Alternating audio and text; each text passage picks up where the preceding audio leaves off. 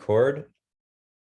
So turn off your video or whatever if you don't consent. But there are a number of people that couldn't make it but wanted the video. So thanks for creating a community container for them to drop into at their own time. And we're going to start with just a little check-in. So you can say your name for everybody to hear. We'll go around your name, how you're feeling in your body, and an intention that you have for today. So I'll start. I am Mars. I'm feeling like energetic and bubbly. And my intention for today is to synergize. Yeah, to ride the waves of our group intelligence so that everybody has a better week going forward in their music magic. And I will pass the banana peel to Caroline to check in. I wish I had a banana with me, but I ran out yesterday. I'm Caroline. Let's see. I'm feeling a little tired today, but still kind of very focused and high energy for the day. I just left work and I'm going to be going to another job later. So, and it's going to be working a concert. So I'm hoping my goal for today is to. I'm kind of new to this job, so I'm learning a lot of random programs. So I'm going to hope I could follow directions well and figure everything out well and just do a good job and get things done in a timely manner. So, yeah. Great. And intention for this session?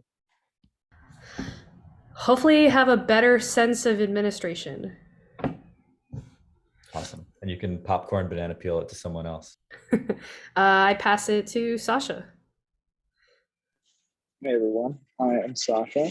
I'm actually feeling a little bit like heavy and tired today as well, but my intention for being here is to be open and absorb ideas about how to improve music practice. And I'm very intrigued about the identity portion of how to make that like a consistent driver, and certainly the administrative portion of that. So I'm just trying to keep open and absorbent during this session.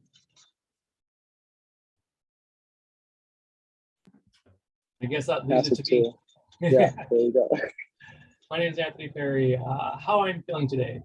I am trying to put work away in a box. I've got a series of concerts starting tonight. So I'm trying to get grounded and focused and trying to convince myself or feel that, yes, I am definitely prepared, because it's a lot of notes for me. My intention is the same as Sasha. It's just knowledge. Thinking about things differently, get more tools in my toolbox to make practicing and just music more fun, easy, enjoyable. Make it music. Beautiful, thank you. And we've also got Maureen. Hi, I'm just really, I don't know how to say this, but it's like an honor to be with so many serious musicians. I'm going to be 73 and I like to play ukulele and keyboard. At the same time, I've had a life full of tight, restrictive obligations. So at this stage of the game, I understand that I like to keep things more free. That being said, I'm hoping to pick up some. Mars always has some helpful things, like I learned already something last night. Yeah. So, but I'm really in awe of you guys, and you know, I'm used to my one professional musician, but to be with everybody is like, wow. Thanks. You guys are awesome. Yeah. Great. Thanks. And I heard this word like information or knowledge come in. I want to share a quote, which is like, information is useless without transformation. And so what you're really calling in with information is the transformation part. And luckily this time together is designed to be transformative for you in the sense that you're actually doing something, not just gathering information. So yeah, strong invitation to really follow along, let your mind, your heart, your gut, and your sense of infinite possibility guide you. Infinite possibility. The one thing in this world that is totally unlimited is our imaginations. And that's where I'm going to start. And feel free as we're going along, if you have any questions, comments, or just like, hell yeah, preach on, brother, to drop that in the chats. It helps me. But let's just dive into it. So the first thing is, I'm going to share my screen. The first element that we're going to play with is vision. So who you are as a musician. So I invite you to really think, maybe even close your eyes for a second and tune in with your potential as a musician. That includes like the times already that you felt where you're most on fire and like what you love about being a musician, and also who you could be. So maybe that's a vision of you performing in a particular place. For me, I've got like tropical paradise DJ performance. I've got jams facilitated, and I invite you to like write down the word vision wherever you're journaling on a notepad or whatever, and just like make a little mind map of words or phrases that capture your vision for who you are and who you could be. Like energetic, profound as a musician, beautiful horn playing,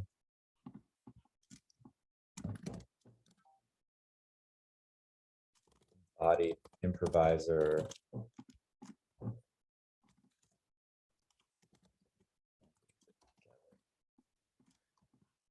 there's no wrong answers here.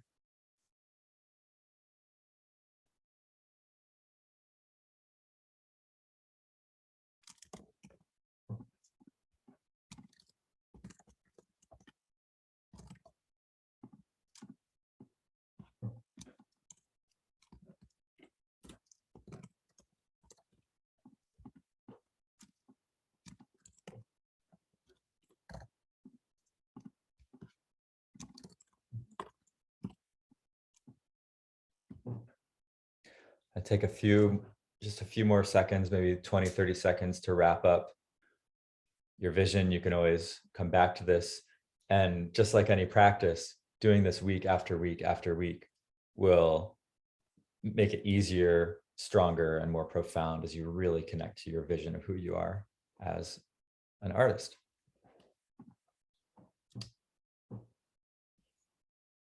And we're going to move on to values now, which is like why you practice. What are your values as a musician? Some simple values are like how much you practice per week or what qualities you bring to your practice. And a framework that I found really useful for thinking about values is optimal, suboptimal, and deal breaker. So that makes things very, very real. My optimal value for how much I practice is probably, at this point, 10 to 12 hours per week. My suboptimal is, at this stage is probably 3 to 10 hours, and my deal breaker is less than 3. That's really helpful for me to know. I don't expect myself to be optimal every time, but I do hold myself to the standard of, staying out of the deal breaker zone. So you might think as well about like not just time, but, quality of practice. My optimal is that I'm focused, single tasking, joyful, and, like flow in flow. Suboptimal for my quality of practice is that I'm working in chunks at least 5 minutes at a time, and emotionally present, or compartmentalize my emotions and enjoy like kind of checking out and taking a break from them, which I find that sometimes when I'm going through like emotionally challenging times, it's actually really nice just to let that go and play scales and like not worry about how I'm feeling. And it's kind of a relaxing, calming thing. It's much better than like numbing myself by watching Netflix and eating ice cream, you know?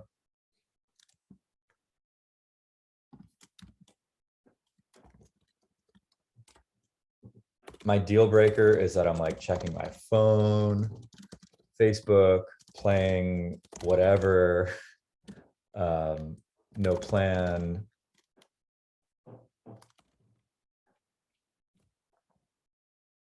No intention.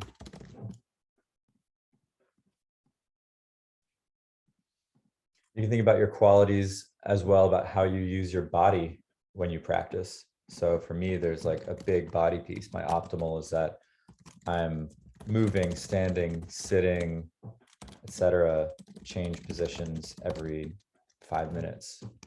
My suboptimal is I'm sitting for 10 to 15 minutes at a time. And my deal breaker is I sit and repetitive strain for 30 plus minutes at a time.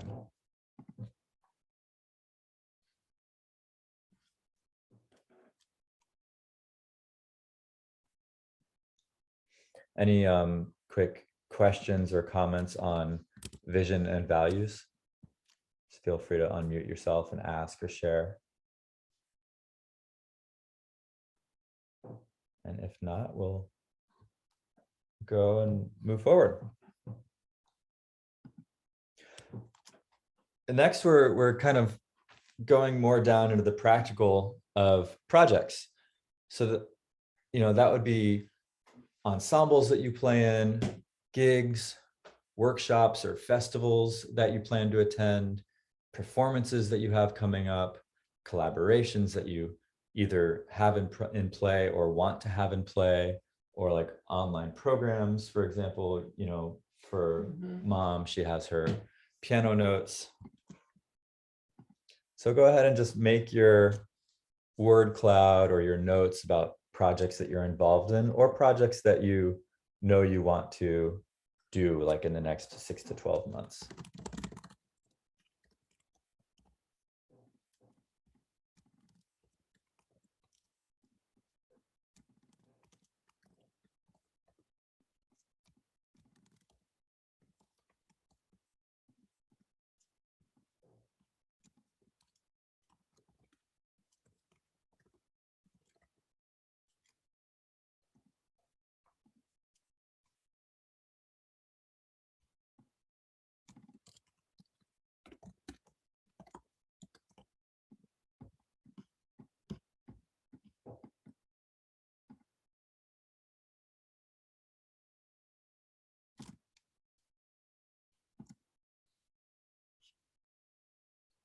And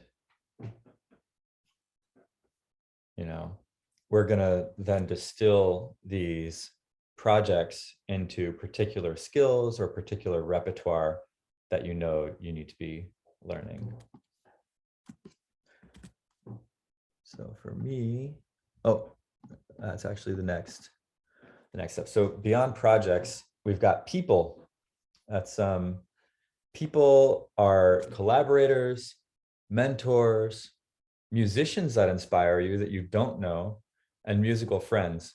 And the reason that it's useful in particular to write down inspiring musicians is because when we're away from the instrument, driving or walking or listening to a podcast or whatever, it's good to have this kind of on tap and in your mind so that you can listen to these musicians, you can study what they do.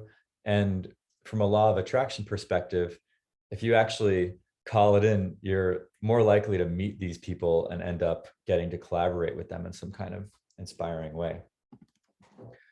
And if you don't have a mentor in your life right now, then you could write down potential mentors, people that inspire you, that you could work with or learn something from.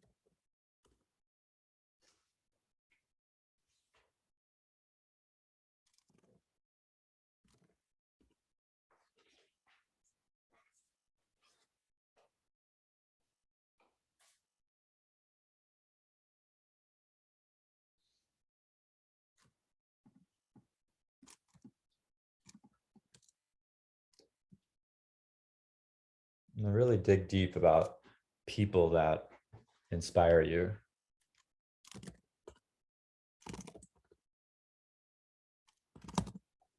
Or that you might want to collab with.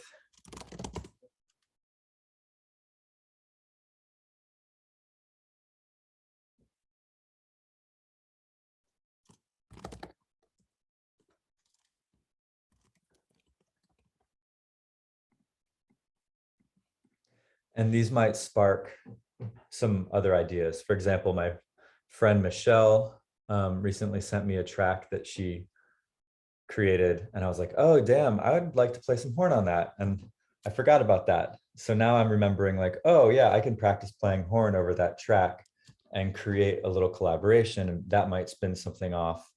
So when we kind of consider the broad landscape, it gives us new ideas. So I'm going to go back to my projects, and I'm going to add Michelle's song, and there's also another thing I forgot, which is Coulter.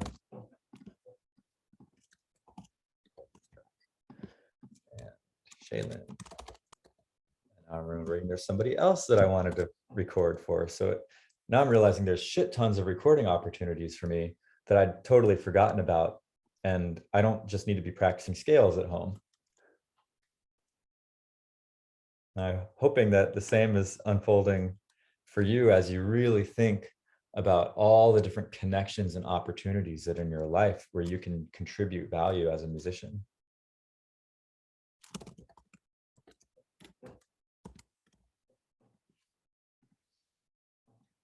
So while we're on the subject of people, it's time to make a list. If anybody like really stood out to you as folks that you need to contact, I invite you to make like a contact next list and just put them on there. Joshua, so needs.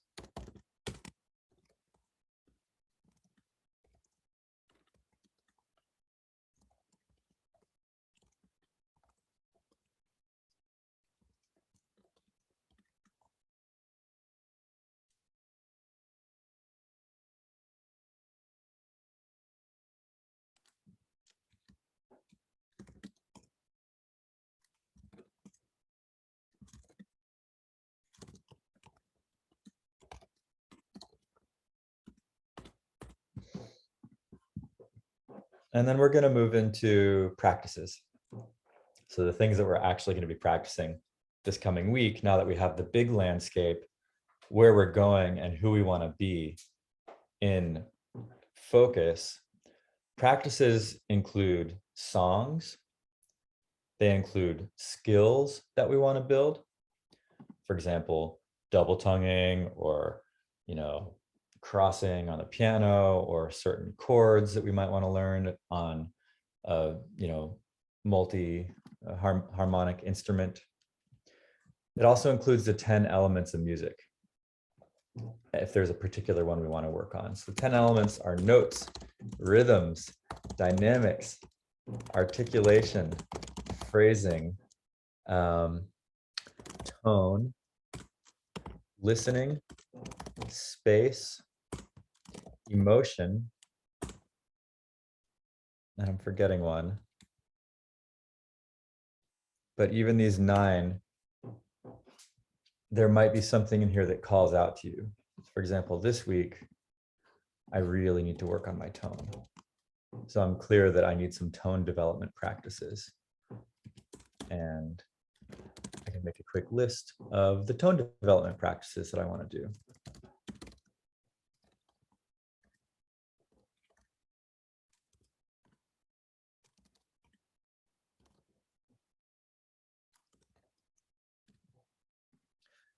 And under skills, I'm thinking, okay, I want to do a lot of recording. So I probably want to figure out like getting a good sound on my mic. There's a skill around improvising that I'm building. So I have various practices for that.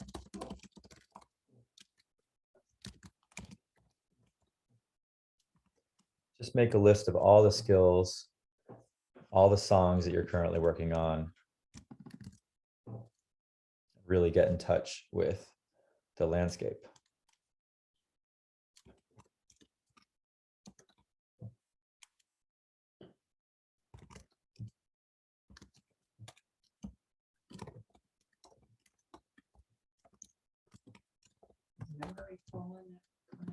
Yeah, memorization is definitely a skill that you can work on.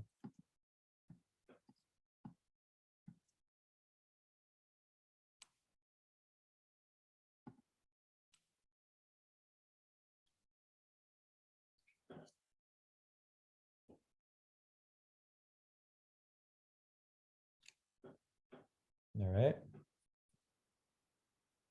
So I know we're moving through this kind of quickly, but hopefully it will spark, at least get the fire going. Next up is to plan. Caroline, do you have a question? You look like you might have a question. Oh no, sorry. Someone was walking around and they thought I wasn't muted, but you're good. Okay, all good. So yeah, the next step is to calendar and log any next actions. So I have some next actions for myself. And I'm going to open up my calendar. I know that I'm really enjoying carving out time to plan my practice. So I'm going to carve that out for next week as well. Put administrative practice planning next Friday, same time. And I'm going to just go through my calendar and think like, yeah, when can I practice horn? When can I practice music? When's it going to make the most sense? And do I want to put anything on there?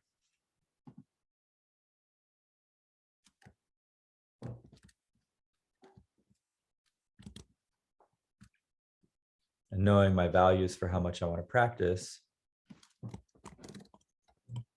makes it a little bit easier.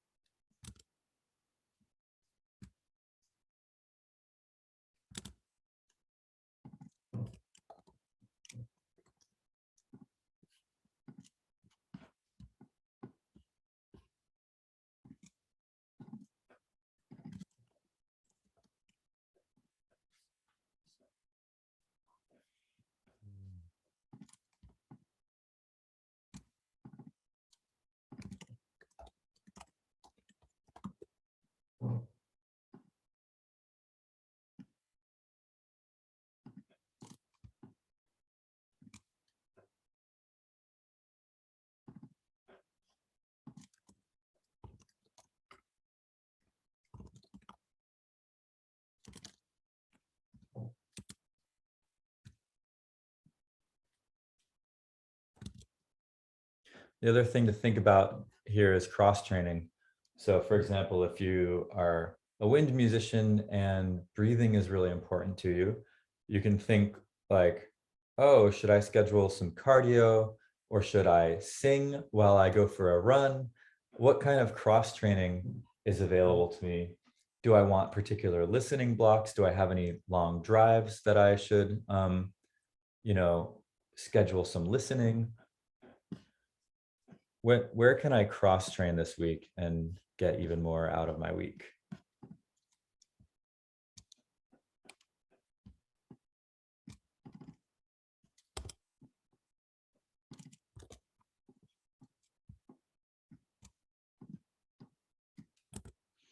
A couple, maybe a minute or so more for scheduling your practice.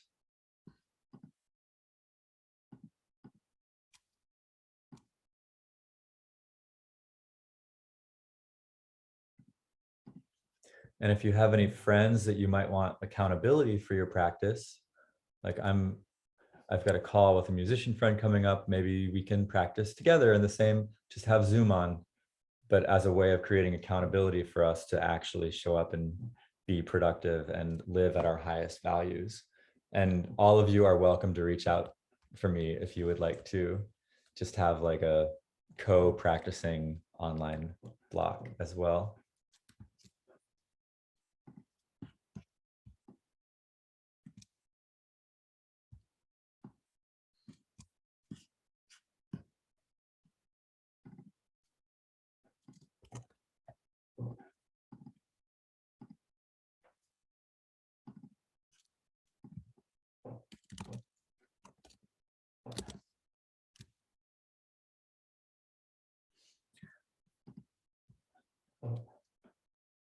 So hopefully, you know, you've at this point you've got a list of some skills that you want to work on, the songs, you've got a sense of your trajectory, how you want to move forward, how you want to show up for yourself in your practice with your values, and also a list of people that you might want to reach out to or can collaborate with, and some loose plan or log of actions.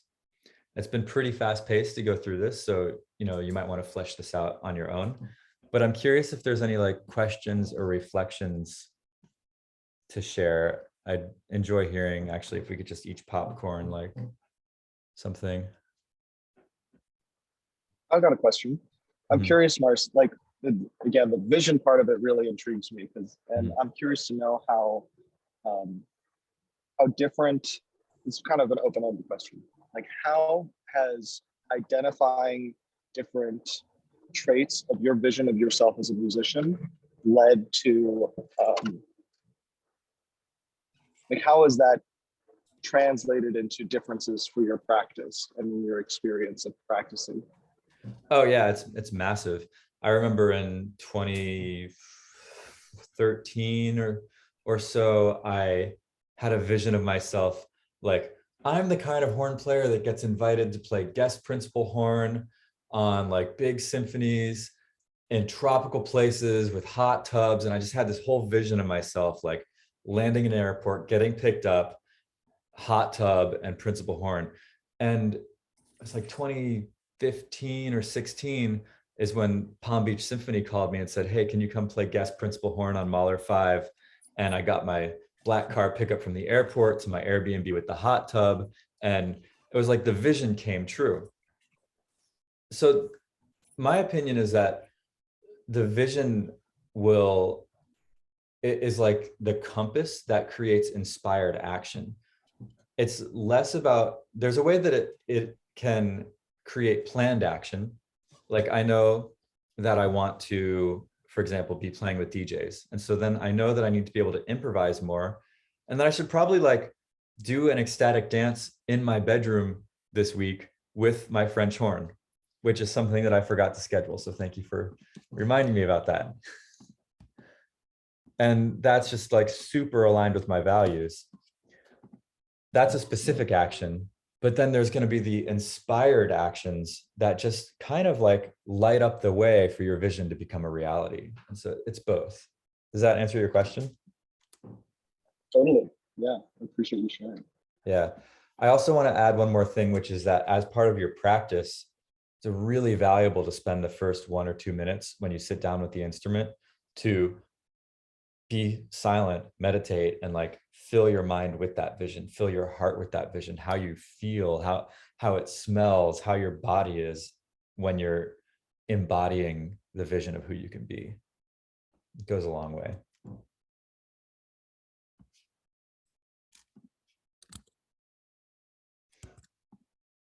Awesome. Caroline, any questions or reflections? I really like this because I've never been the kind of person that was really good with agendas or anything. This is like much more free form because, I mean, in the process of doing it, I was just like, oh, like I go to work and like deal with tickets all day. I could be listening to like all the concertos and all the symphonies the whole time. And then I'm like, oh, I also have time to like contact this one random person that wanted to give me a lesson. Like, someone I never really would have thought of that I've had a lesson with before, but I've been scared to reach out to. And I'm like, oh, yeah, that's someone I want to reach out to again for sure, you know? And even just being here with you, I'm like, I want to reach out to you again for a lesson because of this. I'm like, yeah, that's someone I want to collaborate with one day. Like, so it's like helping open my mind. And then I'm like, okay, well, now I actually do want to put this in an agenda and be more organized about it. Awesome. See you next Friday then for the same thing. Brilliant. Thanks for that share. Anthony, is there anything you want to popcorn out? You're on mute, by the way. And sorry about that. Put myself on mute because my puppy dog was being a puppy dog. The 10 elements of music, I think, is fascinating. So I'm like, okay, I need to look into that a little bit because, well, you know, I'm an oboist. So what do? I make reeds. I make reads and practice trombone. I mean, that's all I, like, let's be honest.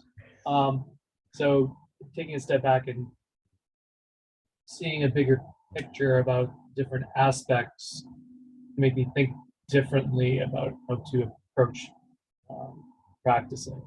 Also, in one of your mind maps, you had moving, like, as part of it, and that fascinates me because I sit in a chair and I practice. I mean, so I'm kind of like, what do you do and mean by that?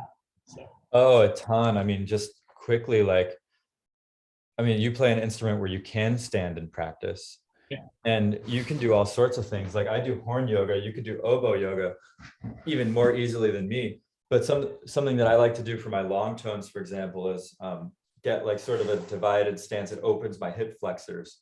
And so I'll stand like this. This for me is a stretch. Okay, so you know, and I'll breathe deep in, down into my hip, play a long tone, and it just really opens my breathing. And I'll, you know, switch sides, play a long tone like that. I like to move. I like to mirror the horn. I'll hold it the wrong way.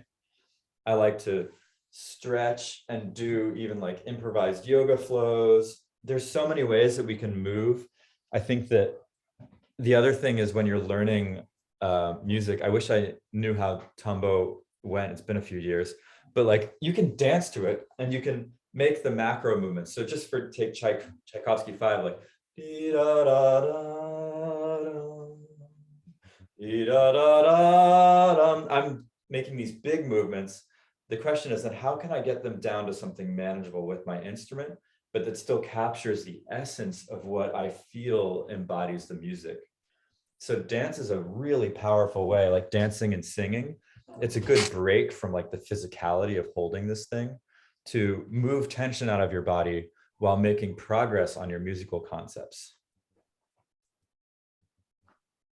I'm going to work on that. I will hold you accountable to doing that. You have to understand, all my teachers like, do not move. That's not how move. Only the fingers. That's what on. Right, right, yeah. That's awesome. Mom, is there anything you want to bookmark or how questions? No, just that really resonates with me about the moving because that's the first thing that I learned when I used to take guitar lessons. The instructor would always tell me to move my body. Oh, beautiful. Because that's really where you're feeling it. Yeah. So Yeah. it's just a reminder to me to. Yeah, brilliant. Awesome. Well, thanks everybody. And thanks for sticking with us a little bit over time. It's like a lot to cover.